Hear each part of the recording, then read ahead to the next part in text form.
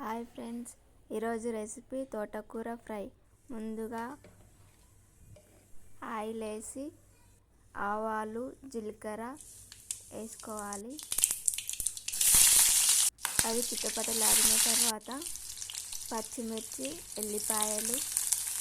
ఉల్లిపాయ ముక్కలు వేసుకోవాలి.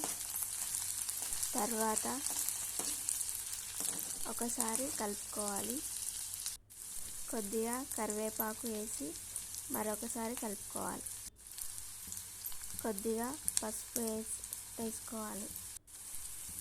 ముందుగా కట్ చేసిన తోటకూరను కడిగి తర్వాత దాన్ని పోపులో వేసుకోవాలి. మీరు మా ఛానల్ని ఫస్ట్ టైం చూస్తున్నట్లయితే మా ఛానల్ని సబ్స్క్రైబ్ చేసుకోండి.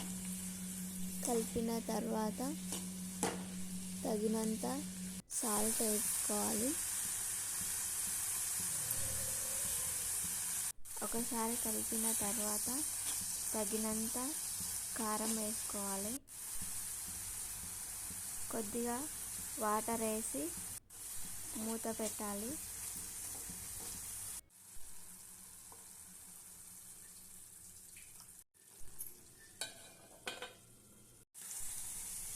తోటకూర ఫ్రై రెడీ. నచ్చితే లైక్ చేయండి, షేర్ చేయండి, సబ్స్క్రైబ్ చేసుకోండి.